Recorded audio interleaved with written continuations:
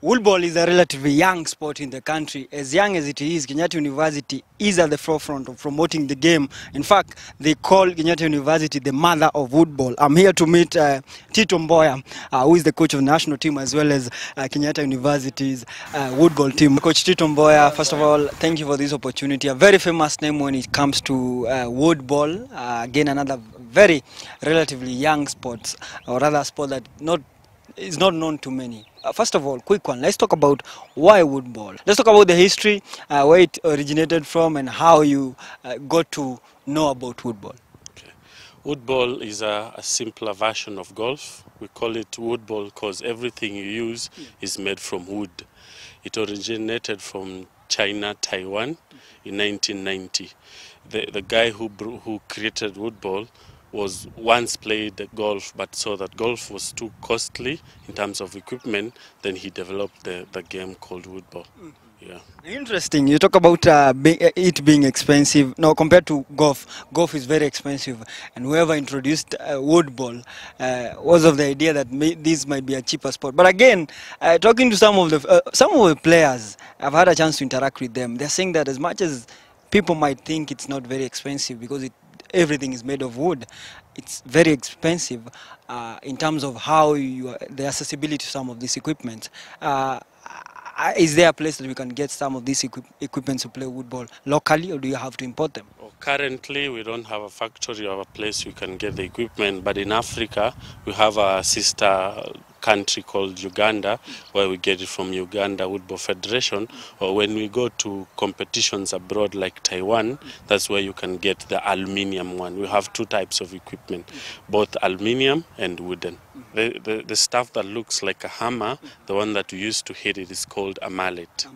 A mallet. So we have a ball, a mallet, and also a gate. Like woodball, where you score in something that looks like a hole. Now with woodball, you score in something that looks like a gate that has a wine glass in that. When you score, it rolls like it's saying cheers. Yeah. It's saying cheers. And when you score, you say cheers. The reason as to why the gate is suspended, so that when you hit the ball going through, even if you're too far, it shows a way. It's a way of showing you success getting. Yeah. Let's talk about the popularity of the game and how what you are doing to make sure at least the game spreads across the country. Actually, how many teams do we have locally? Right now we have around eight universities are playing, but it's played so much in Kenyatta University, where our director, Mr. Samuel Itaba, who happens to be the Secretary General of Kenya Woodball Federation, is giving us a lot of support. Also, we thank the VC who gives us the environment, a conducive environment for the training. But we also have teams from Multimedia, JKU Art, Egerton, Cobb, Gresta, and many more that are too local. I mean, we also have several teams at KM, and also have our Zay Club, where I also participate in as the corporate. Yeah. Interesting. Actually, I didn't know we have a team around KM. I only know about the Kenyatta University side and, of course, the likes of Egerton. I remember, was it last year or rather this year, you went to participate in a competition in Nakuru. How many of these competitions do we have to at least support woodball in the country? In the country, we have several competitions. We have the league that goes on. Right now, we have finished. We're waiting for September. But we also have the Kenya Open and the Kenya International Open.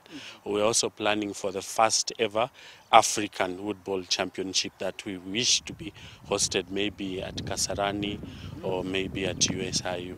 Yeah. Let's talk about the World Cup. I understand you're supposed to travel to Uganda for the Woodball World Cup qualifiers, where you're going to seek for a ticket to represent not just Kenya, but even Africa. First of all, let's talk about some of the countries that the opposition you are supposed to face, and even the preparation, how you're preparing yourself to make sure at least, I understand Uganda, again, they are probably, we might say, a step ahead of Kenya in terms of woodball. But let's talk about the preparation and what you are going to do to make sure you secure that ticket to the World Cup. Okay, in relation to preparation, we are armed to the tooth, but our biggest challenge is just Uganda, because Uganda has played woodball for 13 years, but we are playing now for the third year. Yeah, if we reach September, that's when we'll have finished 2 years in operation.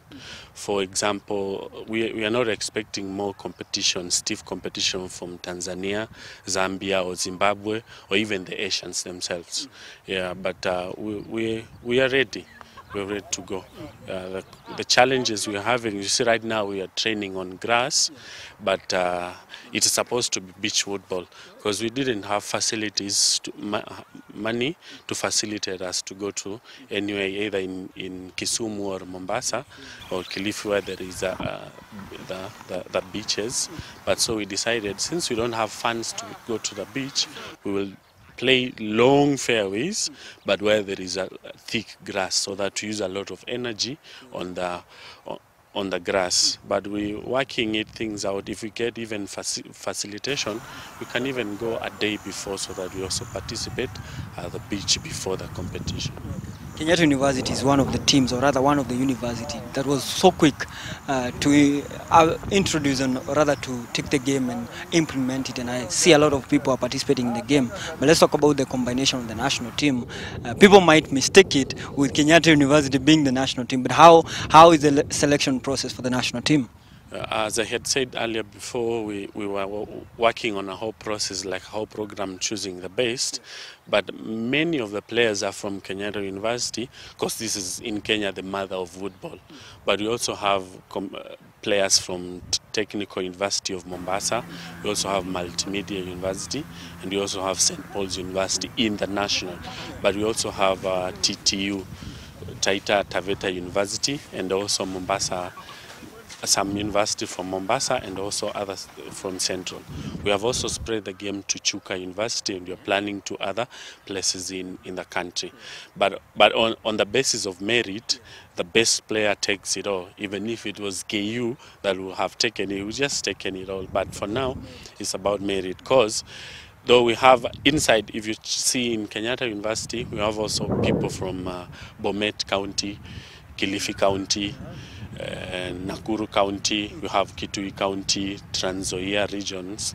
So we also have a face of Kenya included. Some of the challenges in relation to World Cup, I can just say finances. Because right now, some of our players are at the teaching practice. So what we have done is just given them one mallet, one ball, and a gate. We even don't know if they are playing. And also another one, the equipment, a whole set will go for 30,000. So when you tell a student you need to have 30,000, because right now our federation is trying financially. So we have not yet reached there. So telling someone now, please find 30,000 to buy yourself your own equipment. That is for the wooden, because the aluminium, one mallet goes for 16,000. So if I had this ball with also an aluminium, I have 21,000. But now for a whole set, I'll need like 70,000. Now how do you tell a student to raise 70? So unless someone outside there who can help.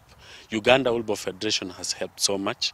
The Vice Chancellor in Kenyatta University has also helped so much. WOODBALL is all about friendship and unity. When you see people from different diversities coming together, one sign of WOODBALL is just to bring youths together, the elderly together, and shun nepotism and all the negative ethnicity. So with WOODBALL, when you see such a sign of WOODBALL, don't think it's about war, but it's just peace. We are spreading peace and the knowledge. And anyone outside there, even a 2-year-old, a 98-year-old, can train and even beat me, the coach. Because even right now, some players beat me, and I also beat them at a point. WOODBALL is made for all the generation.